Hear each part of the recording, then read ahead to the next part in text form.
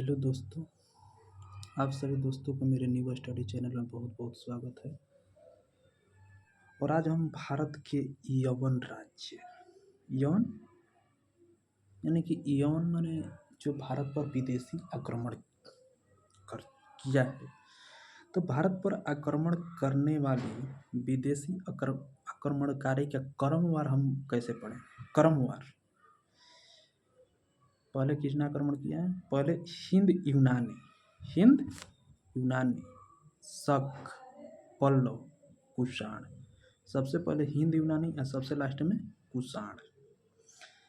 भारत आने वाला प्रथम यवन शासक कौन था? डेमेट्रियस। भारत आने वाला सबसे पहला यवन शासक डेमेट्रियस। प्रमुख हिंद यूनानी शासक कौन था? प्रमुख हिंद यूनानी शासक कौन था? मिनांडर।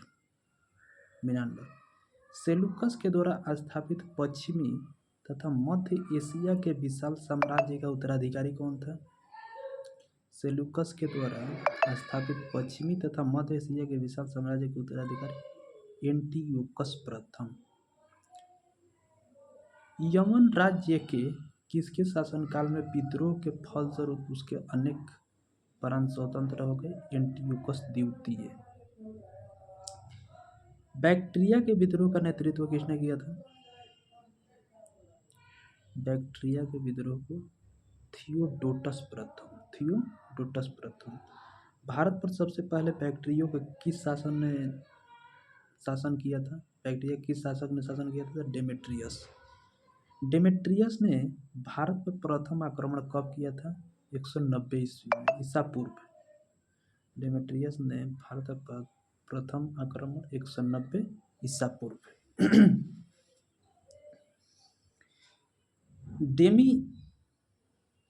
डेमेट्रियस ने 190 ईसा पूर्व में भारत के प्रथम आक्रमण में से किस हिस्से पर अधिकार कर लिया था?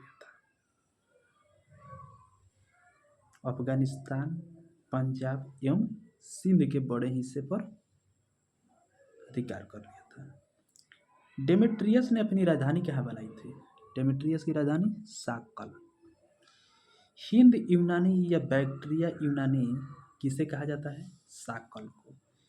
हिंद यूनानी शासकों में सबसे अधिक विख्यात कौन था? मिनांडर, जिसका शासनकाल 165 से 145 ईसा पूर्व था। मिनांडर की राजधानी साकल क्यों प्रसिद्ध था? तो शिक्षा का प्रमुख केंद्र था। साकल को आधुनिक समय में किस नाम से जाना जाता है? सियालकोट। साकल को आधुनिक सियालकोट के नाम से जाना जाता है। मिनांडर ने किससे बौद्ध धर्म की दीक्षा ली थी? नागसेन, जिसको नागार्जुन से। मिनांडर के प्रश्न एवं नागसेन द्वारा दिए गए उत्तर किस पुस्तक में संग्रहित है? द मिलिंद पन्हो या मिलिंद प्रश्न। भारत में सर्वप्रथम स्वर्ण मुद्राएं किसने चलाई थी? भारत में सर्वप्रथम स्वर्ण मुद्राएं किसने चलाई था? तो Indo Bactrian.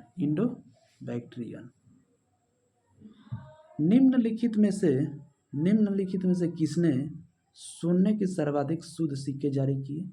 Indo Bactrian.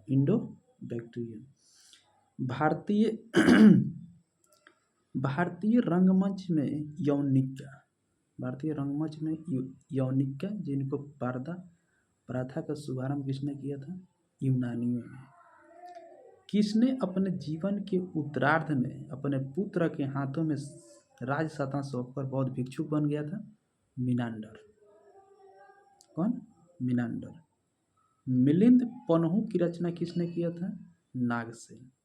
Milind पन्हो की रचना नागसेन। किस शासक के सिक्कों के बारे में निश्चित रूप से कहा जा सकता था कि किन किन राज्यों की सिक्का है? तो इंडो बैक्ट्रियन के।